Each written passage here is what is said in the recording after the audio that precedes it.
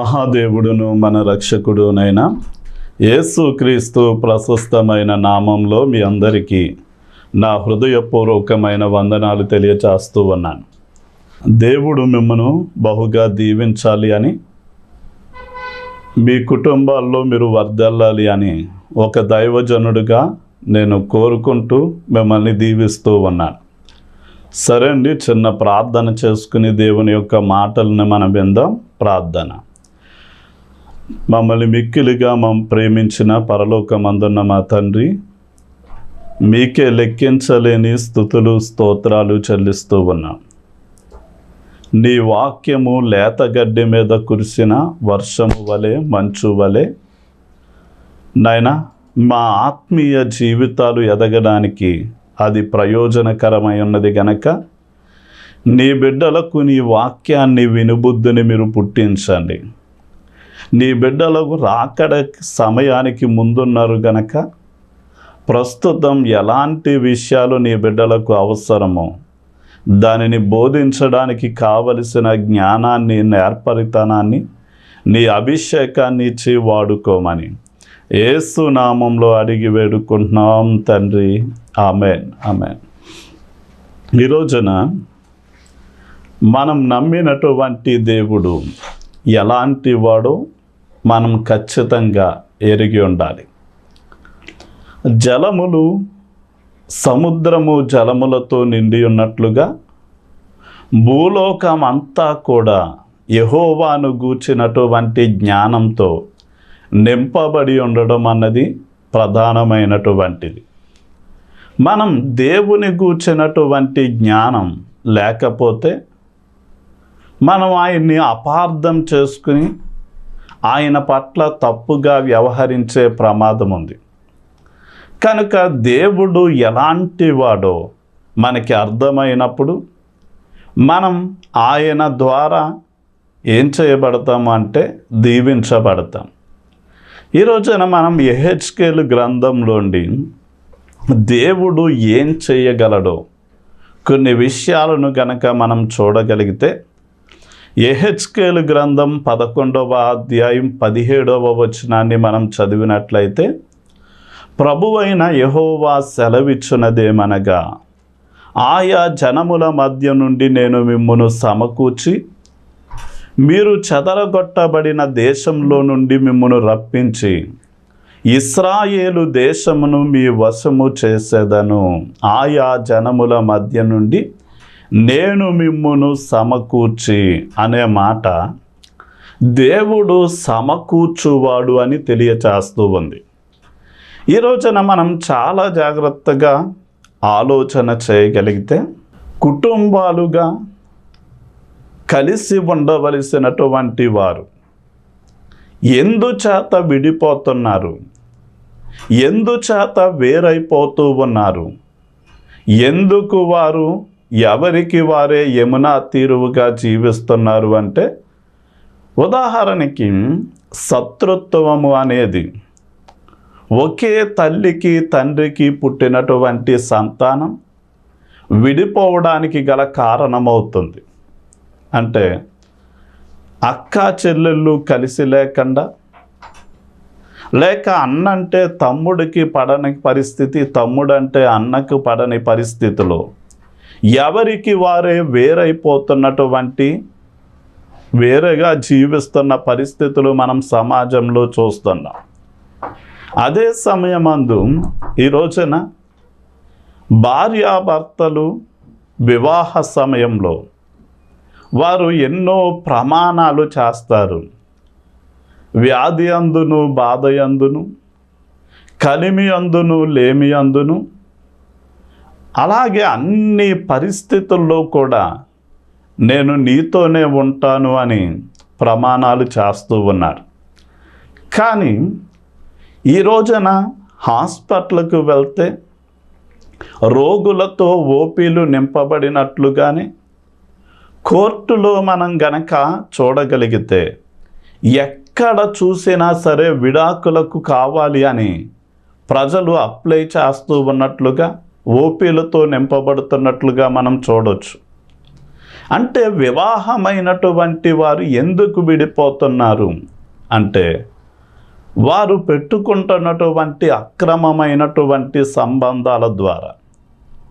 ఒక్కసారి ఒక పురుషుడు ఒక స్త్రీని వివాహం చేసుకున్నాడు అంటే తన వివాహం ద్వారా ఏం చెప్తున్నాడు అంటే నీవు నాకు చెందినటువంటి వ్యక్తివి అని.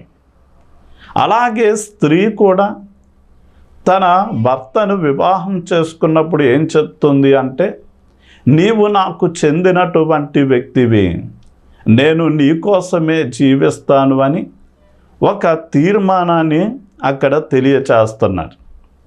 కానీ పెళ్ళినాటి ప్రమాణాలు, పెళ్ళినాటి తీర్మానాలు కొన్ని రోజులకే ఈ రోజున ప్రతి ఒక్కరి దగ్గర సెల్ ఫోన్ ఉన్న కారణము చేత తన భర్తను కాక మరొక అబ్బాయిలతో ఈ యొక్క స్త్రీలు వారితో ఫోన్ కాంటాక్ట్లో ఉండడం, భర్తకు తెలియకుండా బయట కలవడం లాంటి వాటిని చేయడం.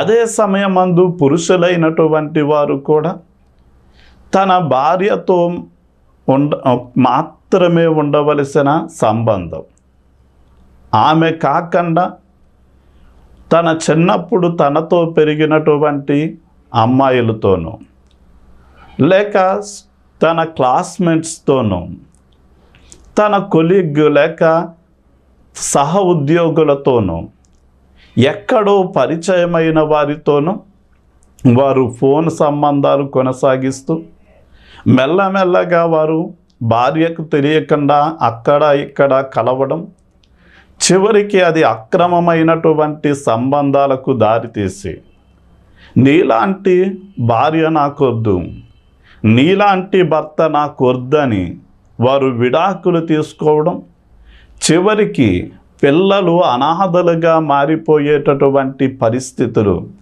ఏర్పడడం మనం చూస్తూ ఉన్నాం.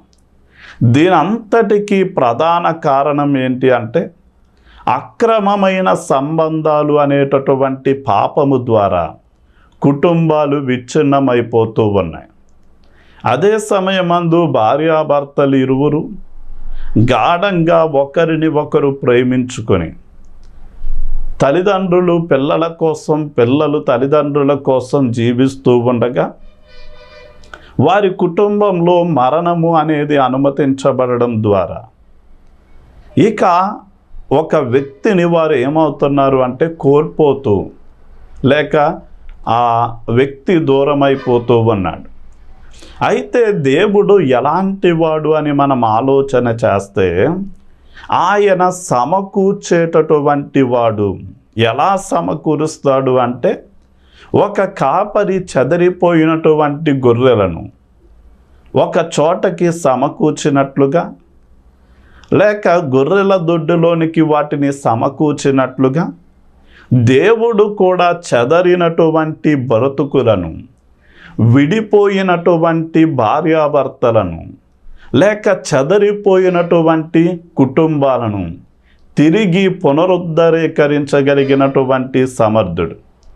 ఈ రోజున ఒక భార్యగా నీవైనా, ఒక భర్తగా నీవైనా కానీ ఇంతకు ముందు జరిగిన విషయాలను ప్రక్కన పెట్టి నిజంగా దేవుని దగ్గర మన పాపాన్ని ఒప్పుకొని దానిని వదిలిపెట్టి సరిగా బ్రతకడానికి తీర్మానం చేసుకుంటే, నీతిగా బ్రతకడానికి తీర్మానం చేసుకుంటే గనక నీ కుటుంబాన్ని తిరిగి నిర్మాణం చేయడానికి దేవుడు సమర్థుడు. ఆయన ఎలాంటి వాడు అని మనం ఆలోచన చేస్తే ఏ ప్రజల దగ్గరకైతే యేసు ప్రభువుల వారు వచ్చారో ఆ ఇశ్రాయేలీలు యేసు ప్రభువుని చేర్చుకొనలేదు. చివరికి ఆయనకి మరణశిక్ష విధించాలి అని కోర్టులో నిలబెట్టినప్పుడు ఈయన యందు ఏ దోషము మాకు కానరావలేదు అని ఆ తీర్పు తీర్చే పిలాతు చెప్పినా కానీ కాదు, మాకు అతనికి సిలువ శిక్ష వేయండి అని కోరినప్పుడు ఆ పిలాతు అంటాడు, ఇతని దగ్గర ఏ నేరము లేదు, ఇలాంటి నిర్దోషిని శిక్ష విధిస్తే ఆ పాపం నాకు, నా భార్య, బిడ్డలకు చుట్టుకుంటుంది గనక నేను వెయ్యలేను అన్నాడు. కానీ ఇశ్రాయేలీలు అన్నారు, ఈ నిర్దోషిని చంపిన పాపం, దోషం, శిక్ష మా మీద, మా భార్య బిడ్డల మీద ఉండును, అతన్ని మరణానికి గురి చేయండి అని కోరుకున్నారు. అలా యేసయ్యను సిలువ వేసిన కారణం చేత AD 72లో ఆ రోమా సైన్యాధిపతి అంటే టైటస్ అనేటటువంటి చక్రవర్తి పరిపాలనలో ఆ యెరూషలేమును ముట్టడి వేసి దొరికిన వాణ్ణి దొరికినట్లుగా చంపితే ఆ హింసాకాండను తట్టుకొనలేక ఆ ఇశ్రాయేలీలైనటువంటి వారు, యూదులైన వారు ప్రపంచవ్యాప్తంగా వారు చెదిరిపోయారు. అలాంటి సమయంలో దేవుడు వారికి చేసిన వాగ్దానం ఏంటి అంటే, చెదరినటువంటి వారిని నేను సమకూరుస్తాను అని వాగ్దానం చేశాడు. అలా వాగ్దానం చేసిన వాడు ఎలాంటి దేవుడు అంటే, ఆయన మార్పు లేనటువంటి దేవుడు, ఆయన అసాధ్యమైనదంటూ లేనటువంటి వాడు, ఆయన మాట ఇచ్చి నెరవేర్చే నమ్మకమైనటువంటి దేవుడు కనుక 2000 సంవత్సరాలు వారు ఈ దేశము తోలివేస్తే మరొక దేశానికి, మరొక దేశం తోలివేస్తే ఇంకొక దేశానికి తిరుగుతూ వచ్చారు. అలా తిరుగుతూ ఉండగా 1947వ సంవత్సరంలో మనకి స్వతంత్ర భారతదేశం వస్తే, స్వతంత్ర దేశంగా మన దేశం ఆవిర్భవిస్తే, ఆ సంవత్సరానికి మరుసటి సంవత్సరం అనగా 1948లో బ్రిటిష్ వారు ఇశ్రాయేలీలకు లేక యూదులకి సొంత దేశంగా ఆ ఇశ్రాయేలీల దేశాన్ని ప్రకటించారు. ఈ రోజున దేవుడు చేసిన వాగ్దానం నెరవేరడం కళ్ళ ముందు జరుగుతుంది. అలాగే దేవుడు నీ పట్ల ఎలాంటి వాగ్దానాలు అయితే చేశాడో వాటిని 100కి 100% నెరవేరుస్తాడు అని నమ్మి, నీ కుటుంబం విచ్ఛిన్నమైపోతే గనక దాన్ని కట్టమని, సమకూర్చమని దేవుణ్ణి బ్రతిమలాడి ప్రార్థన చేయండి. అదే సమయమందు దేవుడు ఎలాంటి వాడు అంటే శుద్ధి చేయువాడు అని మనం తెలుసుకోవాలి. యెహెజ్కేలు గ్రంథం 37వ అధ్యాయం 23వ వచనం మనం క్రింద వచనాల్లో చూడగలిగితే, లైన్లో చూడగలిగితే, తాము నివసించిన చోట్లన్నిటిలో వారు మానక పాపము ఇక చెయ్యకుండా వారిని రక్షించి వారిని పవిత్రపరిచెదను అంటున్నాడు. వారిని రక్షించి వారిని పవిత్రపరిచెదను అనగా వారిని శుద్ధి చేస్తాను అంటున్నాడు. ఈ రోజున మనం సామెతల గ్రంథం 20వ అధ్యాయం 9వ వచనం యొక్క భావాన్ని చూడగలిగితే, ఒక వ్యక్తి తన సొంత శక్తి ద్వారా, తన సొంత ప్రయత్నాల ద్వారా తన పాపాన్ని పోగొట్టుకోవడం అన్నది అసాధ్యమైనటువంటి విషయం కాదండి. పాస్టర్ గారు, నేను పోగొట్టుకోగలను అని ఎవరైనా మాట్లాడితే నేను ఒక విషయాన్ని మీ ముందుంచుతాను. మనం మన భారత రాజ్యాంగానికి విరోధంగా మనం తప్పు చేసి, నేరం చేసి, ఏమండి నేను అన్నదానాన్ని చేస్తాను, లేక భూదానాన్ని చేస్తాను, గోదానాన్ని చేశాను, లేక నదుల సముద్ర స్నానాలు చేశాను కనుక నా పాపాలు పోయాయండి, నన్ను శిక్ష విధించొద్దు అన్నారనుకోండి, ఖచ్చితంగా శిక్ష తప్పనిసరిగా పడుతుంది. కనుక ఎవరు మనల్ని శిక్ష నుండి తప్పించగలరు అంటే, మన దేశాన్ని ఏలుబడి చేసేటటువంటి రాష్ట్రపతి లేక ప్రధానమంత్రి లాంటి వారు మనం రాజ్యాంగానికి విరోధంగా తప్పు చేస్తే మనల్ని శిక్షించే అధికారం లేక మనకి క్షమాభిక్ష పెట్టేటటువంటి అధికారం వారికి మాత్రమే ఉంటుంది. అలాగే మనం దేవునికి విరోధంగా నేరము చేసి, పాపము చేసి, మనం ఎన్ని ప్రయత్నాలు చేసినా దాన్ని పోగొట్టుకోలేము. కానీ పాపాలను క్షమించేటటువంటి అధికారం, ఏకైక అధికారం ఎవరికి ఉంది అంటే దేవునికి మాత్రమే ఉంది అని మనం తెలుసుకోవాలి. ఎందుకంటే ప్రతి విధమైన పాపం మనం దేవునికి విరోధంగా చేస్తాం, దేవుని చట్టమైన బైబిల్కు విరోధంగా చేస్తాం గనక క్షమాపణ అనేది దేవుని దగ్గర నుండి మాత్రమే వస్తుంది. అందుకనే మనిషి తను జన్మతః, అలాగే కర్మతః అంటే తన క్రియల ద్వారా పాపి అయి ఉండగా మనం చేసిన పాపాన్ని బట్టి మనము మరణించవలసి, అగ్ని ఆరని ఆత్మ చావని నిత్య నరకంలోనికి వెళ్ళవలసిన వారమై ఉండగా యేసు ప్రభువుల వారికి మనం అలాంటి మరణాన్ని అనుభవించడం ఇష్టం లేక ఆయన దేవుడై ఉండి మానవుడిగా దిగి వచ్చాడు. నా స్థానంలో ఆయన మరణించి 3వ దినాన తిరిగి లేచాడు. మనము నమ్మి ప్రభువా నేను పాపిని, నన్ను క్షమించు అని చెప్పి నమ్మకంగా ఆయనకి ప్రార్థన చేయగలిగితే ఖచ్చితంగా ఆయన మనల్ని క్షమించి యేసు రక్తము ప్రతి పాపము నుండి కూడా మనల్ని కడిగి పరిశుద్ధపరుస్తుంది.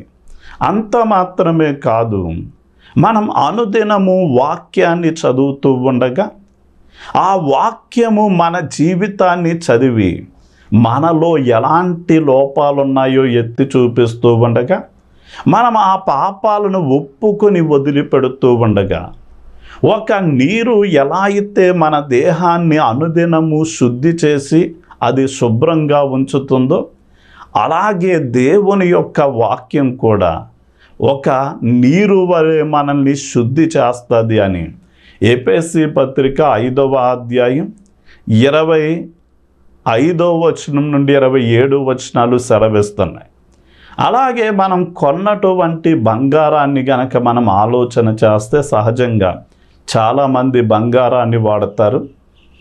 అది కొన్నప్పుడు చాలా శుద్ధంగా పరిశుభ్రంగా ఉంటుంది, కాంతివంతంగా ఉంటుంది, అనేక మందిని తన వైపు ఆకర్షించేటటువంటిదిగా ఉంటుంది. కానీ కొన్ని రోజులు అది శరీరం మీద వాడబడిన తర్వాత మెల్లగా అది మట్టి పట్టి కాంతిని కోల్పోయి అది ఆకర్షణ కోల్పోతుంది. ఆ వస్తువును మనం కంసాలి వాని దగ్గరకు తీసుకెళ్ళినప్పుడు దాన్ని అగ్నిలో కాల్చి దానిలో ఉన్న మస్ట్ అంతటిని తొలగించి మొదట దానికి ఉన్నటువంటి రూపాన్ని తిరిగి అనుగ్రహిస్తాడు. అదేవిధంగా దేవుని యొక్క బిడ్డలు ఇలాంటి అపవిత్రతలో ఉన్నప్పుడు దేవుడు శ్రమలు అనేటటువంటి వాటిని అనుమతించి ఆ అగ్ని వంటి శ్రమల ద్వారా వారిలో ఉన్న ముళ్ళ పొదలు గచ్చ పొదలు లాంటి పాపాన్ని పూర్తిగా దహించి వేసి వారిని పరిశుద్ధపరుస్తాడు అని 1 పేతురు పత్రిక 1వ అధ్యాయం 7వ వచనం మనకి సెలవిస్తుంది. అంటే ఈ రోజున ఏ పాపం నిన్ను ఏలుబడి చేస్తుందో, తెల్లని వస్త్రం మీద పడినటువంటి మురుకు మచ్చల వలె నీ ఆత్మ మీద ఆ పాపపు మరకలు ఉంటే గనక అది ఏ చాకలి కూడా లేక దాన్ని శుద్ధి చేయలేడు, పోగొట్టలేడు, లేక ఏ కంసాలి దానిని శుద్ధి చేయలేడు. కానీ యేసు రక్తము ద్వారా, యేసు ప్రభువుల వారు నిన్ను కడగడం ద్వారా మాత్రమే నీవు శుద్ధి చేయబడతావు అని తెలుసుకొని నిన్ను శుద్ధి చేసే యేసయ్య దగ్గరకు రాగలిగితే నీ ప్రతి విధమైన పాపముల నుండి నిన్ను విడిపించి నీ మలిన వస్త్రాన్ని తీసివేసి ప్రశస్తమైనటువంటి నీతి వస్త్రాలను నీకు ధరింపచేస్తాడు. ఇక మనం యెహెజ్కేలు గ్రంథం 36వ అధ్యాయం 26-27 వచనాలు మనం చూడగలిగితే, నూతన హృదయము మీకు ఇచ్చేదను, నూతన స్వభావం మీకు కలగజేసేదను, రాతి గుండెను మీలోండి తీసివేసి మాంసపు గుండెను మీకు ఇచ్చేదను, నా ఆత్మను మీ అందుంచి నా కట్టడలను అనుసరించు వారిగాను నా విధులను గైకొను వారిగాను మిమ్మును చేసేదను అన్నాడు. అంటే ఈరోజున మనం చాలా జాగ్రత్తగా ఆలోచన చేస్తే దేవుని యొక్క అంటే దేవుడు ఎలాంటి వాడు అంటే మనము ఆయన యొక్క మార్గాలలో నడిచినట్లు నూతనమైన హృదయాన్ని, స్వభావాన్ని ఇచ్చేటటువంటి వాడు. ఉదాహరణకి బైబిల్ గ్రంథంలో 2 మార్గాలను దేవుడు పరిచయం చేశాడు. ఒకటి విశాలమైనటువంటి మార్గం. అంటే ఇది ఎలా వెళ్ళాలో చెప్పండి అంటారేమో, దానికి ఎలా వెళ్ళక్కర్లేదు. మీకు నచ్చినట్లుగా, తోచినట్లుగా జీవిస్తే చాలు, ఆ మార్గంలో మీరు వెళ్ళిపోవచ్చు. అంటే మీరు చూడాలనుకున్నవి చూడవచ్చు, తినాలనుకున్నవి తినొచ్చు, త్రాగాలనుకున్నవి త్రాగొచ్చు. మీ శరీరంలో పుట్టేటటువంటి భోగాలన్నీ కూడా నెరవేర్చుకోవచ్చు. కానీ ఆ విశాల మార్గం చివరికి ఏం చేస్తుంది అంటే నిత్య నాశనానికి మనల్ని నడిపిస్తుంది. ఇక 2వ మార్గం ఇరుకైనటువంటి మార్గం. ఇది దేవుడు మాత్రమే ఏర్పాటు చేశాడు. అది మనల్ని నిత్య జీవానికి చేరుస్తుంది. అందులో మనం నడవాలి అంటే మనం పాపాన్ని విడిచిపెట్టాలి. దేవుడు బయలుపరిచిన నీతిని అనుసరించి మనం జీవించవలసినటువంటి వారమై ఉన్నాం. ఉదాహరణకి మనంతటా మనం నీతిగా బ్రతకలేమా అని ఆలోచన చేస్తే, ఈ రోజున చాలామంది కొన్న ఆలోచన ఏంటి అంటే, నేను నల్లగా ఉన్నాను, తెల్లగా మారాలి అన్నటువంటి ఆలోచన. కనుక చాలామంది ఆన్లైన్లో ఏం చేస్తున్నారు అంటే, ఆ ఫ్లిప్కార్ట్లో, అమెజాన్ లాంటి యాప్ల్లో మంచి మంచి క్రీములను తెప్పించుకుని, ఫెయిర్ అండ్ లవ్లీ అని, ఫెయిర్ అండ్ హ్యాండ్సమ్ అని, ఇలా అనేక రకాలైనటువంటి క్రీములను తెప్పించుకుని వారు రాసుకుంటూ ఉండగా వారు రాసుకున్న కొంత సమయం వారి ముఖం సూప్ లైట్ వలె ఎలుగుతుంది. కానీ నల్లవాడు నల్లగానే ఉంటున్నాడు, తెల్లవాడు తెల్లగానే ఉంటున్నాడు, గోధుమ వర్ణం కలిగిన మనిషి గోధుమ వర్ణం కలిగినట్లుగానే ఉంటున్నాడు. కానీ తన ముఖ చర్మపు రూపాన్ని మార్చుకోలేకపోతున్నాడు. అలాగే పాపం చేయడానికి అలవాటు పడిన వ్యక్తి కూడా చిరుతపులి తన మచ్చలను ఎలా పోగొట్టుకోలేదో, ఒక నల్లజాతి మనుషుడు తన నలుపును ఎలా పోగొట్టుకోలేడో, అలాగే పాపం చేయడానికి అలవాటు పడిన వ్యక్తి కూడా నీతిని జరిగించడం, చేయడము అన్నది అసాధ్యమైన విషయం. అయితే అలా మనం దేవుడు ఏర్పాటు చేసిన నీతి మార్గంలో నడవాలి అని దేవుడు ఏం చేస్తున్నాడు అంటే, మనలో ఉన్న రాతి గుండెను తీసివేస్తున్నాడు. అంటే దేవుని మాట వినని, లోబడనటువంటి హృదయాన్ని తీసివేసి మెత్తని హృదయాన్ని, మనస్సును, స్వభావాన్ని, అంటే దేవుని మాట విని లోబడేటటువంటి హృదయాన్ని ఆయన మనకిస్తున్నాడు. అలా ఇచ్చిన వాడు మాత్రమే ఏం చేస్తాడు అంటే పాపాన్ని అసహించుకుని నీతిని ప్రేమించి దేవుని కోసం జీవించగలుగుతాడు అని మనం తెలుసుకోవాలి. ఇక దేవుడు ఎలాంటి వాడు అంటే వృద్ధియు క్షేమాన్ని కలిగించేటటువంటి వాడు.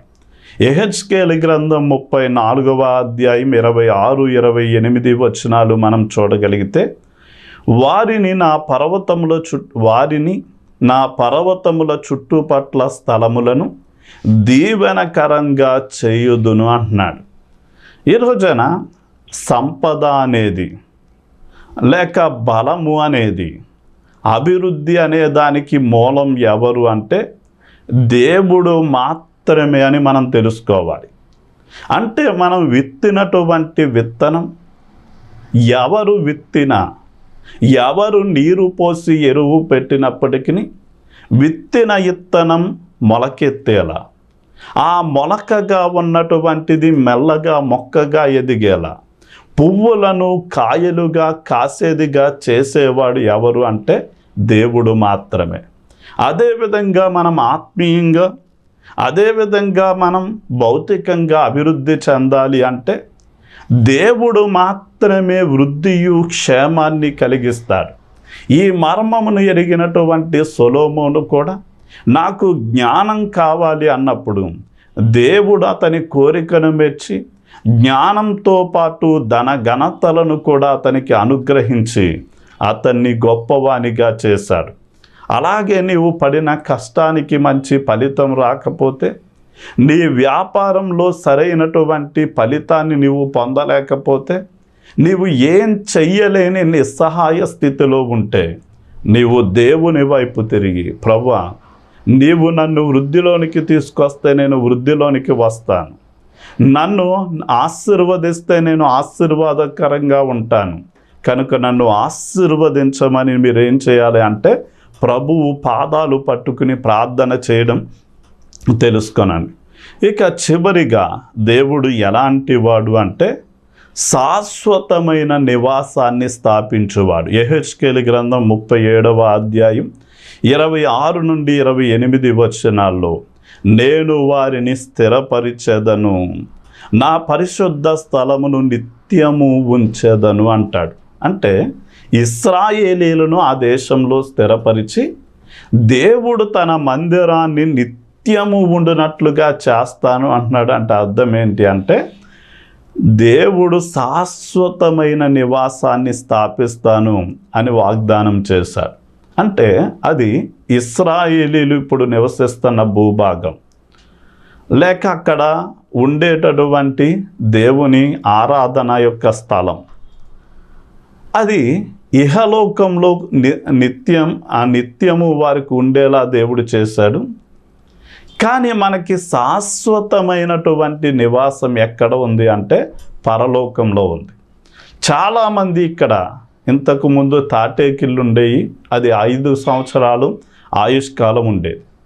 ఆ తర్వాత పెంకుట్లోగుళ్ళు వచ్చినాయి, అది ఒక 40-50 సంవత్సరాలంత ఆయుష్కాలం ఉండేది. ఆ తర్వాత ఇప్పుడు బిల్డింగులు వచ్చినాయి, అవి ఒక 70-80-100 సంవత్సరాల ఆయుష్కాలాన్ని కలిగి ఉంటుంది, ఆ తర్వాత పాడైపోతాయి. ఈ రోజున చాలామంది ఇదిగో మేము కట్టే నివాసం ఎలాంటి పిడుగులు పడకుండా, ఎలాంటి భూకంపాలు వచ్చినా కదిలిపోకుండా వారు టెక్నాలజీ వినియోగించి నిర్మాణం చేస్తున్నారు. కానీ ఈ రోజున దేవుడు భూమి ఆకాశాన్ని కదిలించే ఒక దినం రాబోతుంది. ఎంత టెక్నాలజీతో కట్టినా ఈ మానవ చేతులతో నిర్మాణమైనవి అన్నీ కూడా పూర్తిగా నాశనమైపోయేటటువంటి సమయం ఉంది. కానీ దేవుడు పరలోకంలో కట్టే నివాసాలకు ఆయనే శిల్పియు నిర్మాణకుడై ఉన్నాడు గనక అవి ఎన్నడూ కదిలించబడవు, అవి ఎన్నడూ నాశనము కాదు గనక మనము ఈ యొక్క దేహాన్ని విడిచి మహిమ దేహాన్ని పొంది దేవుడు మన కోసం సిద్ధపరిచిన నివాసంలో కోటాను-కోట్ల సంవత్సరాలు ఆయనతో జీవించే జీవితం ఉంది గనక ఆ శాశ్వతమైన నివాసం పొందడానికే మీరు ప్రయాసపడాలి అని చెప్తూ నా మాటల్ని ముగిస్తున్నాను. ప్రార్థన చేసుకున్నాం. తండ్రి నీకే వందన. ఎవరైతే ఈ మాటలు వింటున్నారో వారందరినీ కూడా మీరు దీవించండి నాయనా. నీవు సమకూర్చువాడవు. ఎవరైతే కుటుంబాలు నాయనా చిన్న భిన్నములై విడాకుల వరకు వచ్చి నాయనా విడిపోయిన పరిస్థితిలో ఉన్నారో వారందరినీ కూడా మీరు సమకూర్చండి నాయనా. పరలోకంలో కూడా ప్రతి భాష మాట్లాడేవారిని, ప్రతి ప్రాంతవాసులను, ఆయా జనములలో వచ్చిన వారందరినీ కూడా నీవు సమకూర్చబోతున్నావు కనుక నీకు వందనాలు నాయన. నీ ప్రజల మీద నీ రక్తమును ప్రోక్షించి ప్రతి విధమైన అపవిత్రత మైలు నుండి మీరు విడిపించండి. అదే సమయమందు నాయన నీ బిడ్డలు నీ మార్గాల్లో నడవడానికి నూతన స్వభావాన్ని, నూతన హృదయాన్ని వారిలో మీరు కలిగించండి. అలాగే నీ బిడ్డలు వృద్ధియు క్షేమమును చూచినట్లు వ్యాపారాలు చేసిన, ఉద్యోగాలు చేసిన, కూలి పనులు చేసిన, ఏం చేసినా కూడా నాయన 30 60 100 వృద్ధిలోనికి వచ్చినట్లు సహాయం చేయమని యేసు నామంలో అడిగి వేడుకుంటున్నాం తండ్రి. ఆమేన్.